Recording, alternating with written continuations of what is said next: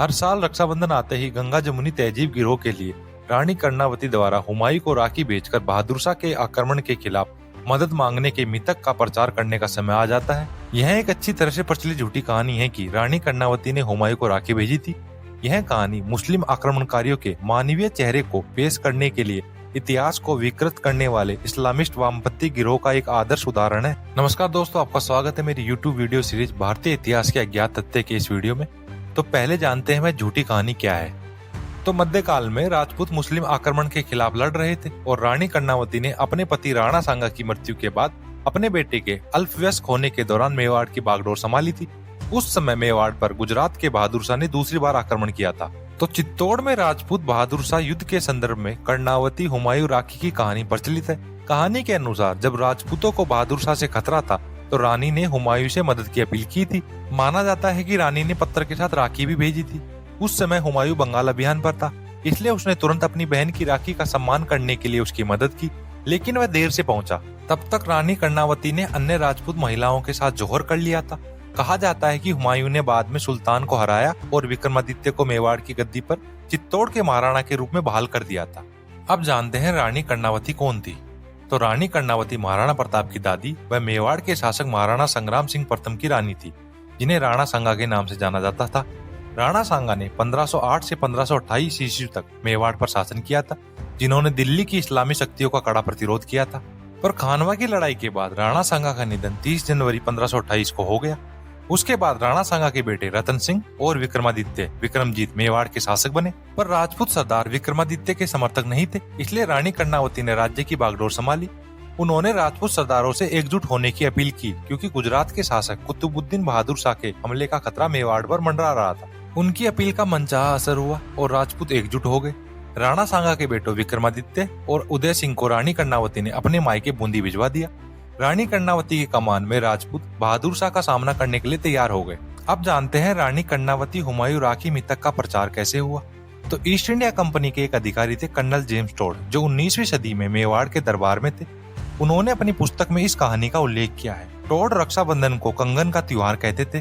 Toad लिखते हैं कि हालांकि कंगन युवतियों द्वारा भेजा जा सकता है, लेकिन यह केवल तत्काल आवश्यकता या खतरे के अवसरों पर ही भेजा जाता है। राजपूत महिला राखी के साथ दत्तक भाई की उपाधि प्रदान करती है, जबकि इसकी स्वीकृति उसे एक घुड़सवार सेवक की सभी सुरक्षा प्रदान करती है, लेकिन बदनामी कभी भी उसकी भक्ति के लिए किसी अन्य संबंध का सुझाव नहीं देती है। वह उसके लिए अपनी जान जोखिम में डाल सकता है। टोड हुमायूं को एक सच्चा योद्धा कहते हैं, जिसने बहादुर शाह के हमले को विफल करके और विक्रमादित्य को फिर से स्थापित करके अपने वादे को पूरा किया। हुमायूं द्वारा राखी भेजकर कर्णावती की मदद करने की कहानी भी उतनी ही झूठी है जितनी की जोधा अकबर की। आज तक कई फिल्में और सीरियल बन चुके हैं, लेकिन दुनिया में किसी ने भी जोधा अकबर की प्रामाणिकता पर शोध करने की कोशिश नहीं की। जेम्स टोड ने लिखा है कि जोधा नाम की एक राजपूत राजकुमारी अकबर की पत्नी थी, पर किसी और इतिहासकार ने ऐसा कहीं नहीं लिखा है कि अकबर की किसी पत्नी का नाम जोधा था। यह भी एक मनगढ़ंत कहानी है। टोड ने मुगलों के खिलाफ अपने काल्पनिक विचार रखे हैं और उन्होंने उन ऐतिहासिक घटनाओं के बारे में लिखा है जो कभी घटित ही नहीं हुई। उनके लिए अकबर और हुमायूं सच्चे योद्धा थे। तो इतिहास क्या कहता है जानते हैं। दिलचस्प बात यह है कि किसी भी समकालीन इतिहासकार ने इस घटना का कोई जिक्र नहीं किया है।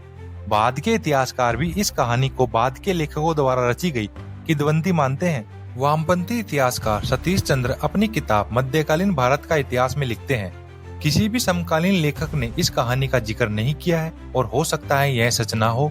अर्चना गौड़िया गुप्ता और श्रुति गौड़िया ने अपनी पुस्तक history of India for children volume 2 from to Mughal to the present में लिखा है कि बहादुर शाह द्वारा चित्तौड़ पर कब्जा करने के कुछ महीनों बाद हुमायूं चित्तौड़ पहुंचा था। हालांकि सच्चाई यह है कि हुमायूं ने अपने सह धर्मगुरु बहादुर शाह का साथ दिया था। एस.के. बनर्जी ने अपनी किताब हुमायूं बादशाह में लिखा है, राणा की मां रानी कर्णावती ने हुमायूं से मदद की अपील की थी, लेकिन राजा के ग्वालियर की ओर बढ़ने और 2 महीनों तक वहां रहने के अलावा कोई जवाब नहीं आया। हालांकि बनर्जी कहते हैं कि कर्णावती ने हुमायूं से मदद मांगी थी, लेकिन उन्होंने उसके द्वारा राखी भेजे जाने का उल्लेख नहीं किया है। इसे देखते हुए हम कह सकते हैं कि रानी ने संभवतः एक अपील पत्र भेजा था, जिसमें धर्मनिरपेक्ष गुट के टोड द्वारा दी गई एक निराधार कहानी का उपयोग करके राखी की कहानी जोड़ दी गई है। ऐतिहासिक साक्ष्य बताते हैं कि बहादुर शाह द्वारा हुमायूं से इस्लाम को एक रैली बिंदु के रूप में इस्तेमाल करने की अपील का वांछित प्रभाव पड़ा। इससे पता चलता है कि हुमायूं का काफिर की मदद करने का कोई इरादा नहीं था। यहाँ ध्यान देने वाली बात एक और है कि ग्वालियर किले में रहने के बाद हुमायूं 4 मार्च 1533 को आगरा लौट आया था, जबकि चित्तौड़ की जो पहली घेराबंदी थी वो 24 मार्च 1533 को समाप्त हुई थी। हुमायूं की अपनी बहन की मदद करने की इच्छा न होने का एक और सबूत हुमायूं और कुतुबुद्दीन बहादुर शाह के बीच पत्रों के आदान प्रदान से मिलता है, जिसका उल्लेख बैनर्जी ने किया है। ऐतिहासिक विवरण बताते हैं कि हुमायूं ग्वालियर में था जब उसे बहादुर शाह का पत्र मिला। गुजरात के सुल्तान ने मुगलों से हस्तक्षेप न करने को कहा, क्योंकि वह इस्लामी कानून के अनुसार काफिरों के खिलाफ जिहाद कर रहा था। बैनर्जी ने मुस्लिम कूटनीति और हिंदू पराजितों के प्रति मुस्लिम विजेताओं के धार्मिक राजनीतिक रवैये की व्याख्या की है। बैनर्जी ने चित्तौड़ को उपरोक्त मुस्लिम नीति का एक उदाहरण बताते हुए लिखा है कि 1533 ईस्वी में चित्तौड़ के राणा के साथ संधि के बाद जब उन्होंने एक बड़ा हर्जाना देने के अलावा कुछ क्षेत्र भी समर्पित कर दिया तो बहादुर शाह ने बिना किसी कारण के सिवाय एक काफिर राज्य को जीतने की महत्वाकांक्षा के 2 साल के बाद चित्तौड़ को नष्ट कर दिया। जब बहादुर शाह चित्तौड़ की दूसरी घेराबंदी में व्यस्त था, तब हुमायूं के एक आदमी मोहम्मद जमा ने गुजरात में शरण ली। चूंकि हुमायूं के आग्रह के बावजूद शाह ने जमा को वापस भेजने से इनकार कर दिया, इसलिए मुगलों ने गुजरात पर हमला किया और बहादुर शाह के सेनापति तातर खान को हराया था।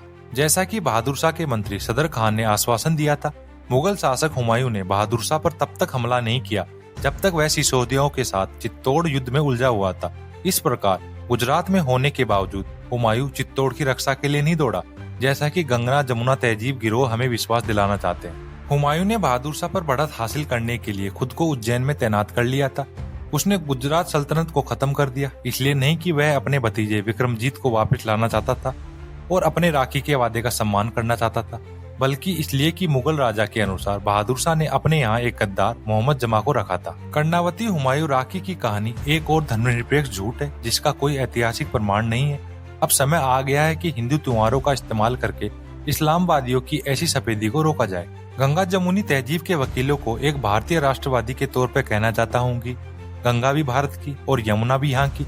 तो क्या बाबर फरगने से लाया था यमुना, या मोहम्मद गोरी लाया था गजनवी से यमुना, जो ये दुनिया में गंगा जमुनी तहजीब सिखाते हैं? तो आज की वीडियो में इतना ही, मिलते हैं नेक्स्ट वीडियो में। धन्यवाद। जय हिंद, जय भारत। प्लीज वीडियो को लाइक करें, शेयर करें और चैनल को सब्सक्राइब